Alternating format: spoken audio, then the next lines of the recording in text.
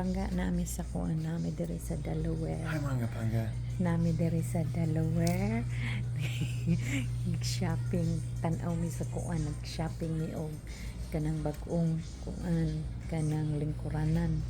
Kay katong amo ang karaan, we have it for 15 years. So nami sa Delaware, nya Delaware is good kay ngano kuan kanang dili ni magbayad og sales tax. So whenever we buy something big, moari gid mi diri sa Delaware state. Okay, sa Delaware.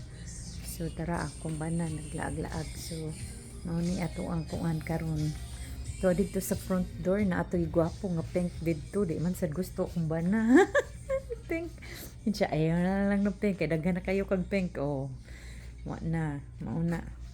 Mauna ron. Okay, so ang among gipangita, we try to look at the sectional sofa. So mauna mga pangga no. So mukuan sa ta kay gwapa kayo og samin na examine everywhere.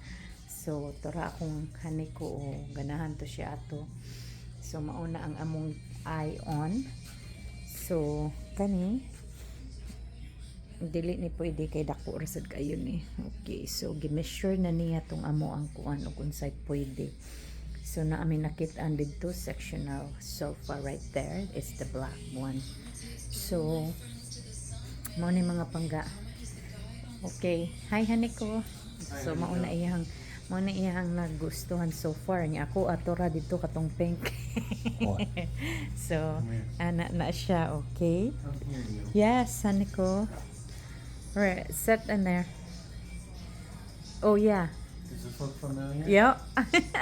This is the exact same one that we have. Yeah. $140. Yeah. We got it for free out of the garbage. Oh, dara. Ang amo ang light nga iyang nakitaan. 140.